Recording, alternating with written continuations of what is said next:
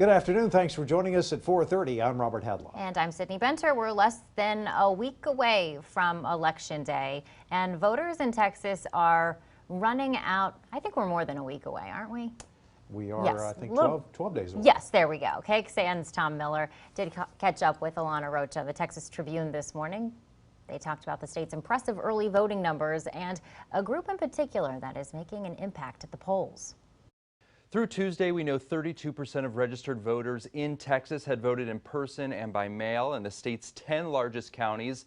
How do these numbers compare to 2016, and do we know if the turnout is benefiting one party more than the other?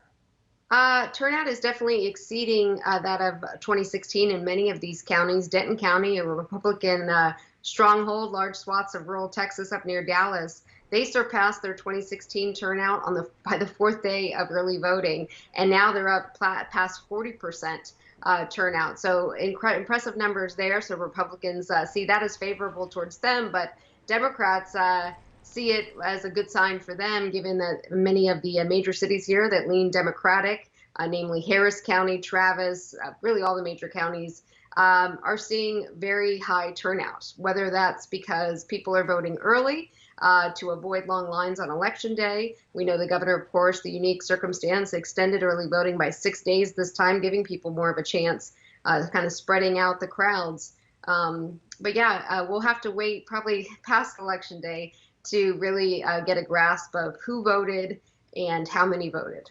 Yeah, and I think we are all prepared to be waiting for a while. So Texas is as competitive as it's been in a long time. How have Republican incumbents in the Texas House tried to fend off those strong Democratic challengers?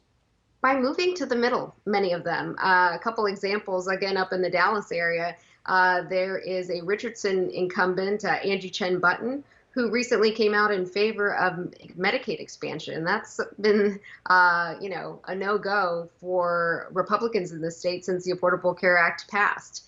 But, she says given the large number of constituents in her district who've lost their jobs and their employer-sponsored health care, she thinks now is time. But she's facing a tough re-election battle up the road in Plano.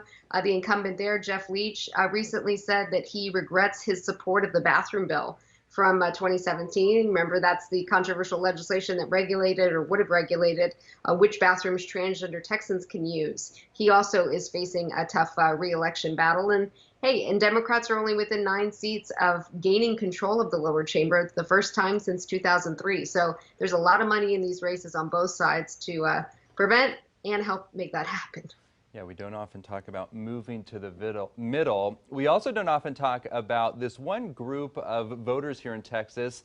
Asians could have a real impact on the race. How do they potentially help Democrats here? Well, they're nationwide, they're 5% share of the population, so not a huge number, but they are the fastest growing ethnic and racial voting group in the country. Chinese Americans have largely abandoned Trump, given his rhetoric on the virus and his handling of the virus. Right. Alana Rocha with the Texas Tribune. Thanks, Alana. Thanks, guys. The Washington Post recently compiled some statistics that caught our attention, like the fact that 12 days ahead of the election, the United States has already reached 90% of total early votes in 2016.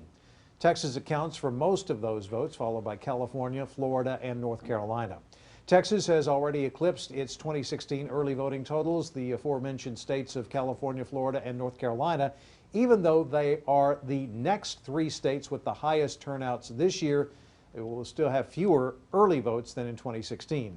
Another intriguing statistic is new voter turnout. So far, 1 in 5 votes have come from people who did not vote in the same state in 2016, and that could mean that they are first-time voters and moved to a new state since 2016, or they simply skipped the last presidential election. Meanwhile, Alana, with our partners at the Texas Tribune, are keeping close track of the 10 Texas counties with the most registered voters. Travis County is among them, and as of news time, about 40% of registered voters in Travis have cast their ballots. And coming up later on KXAN News, it's around 4:45, we're going to take you live to Nashville as the president and his Democratic opponent Joe Biden get set for tonight's debate.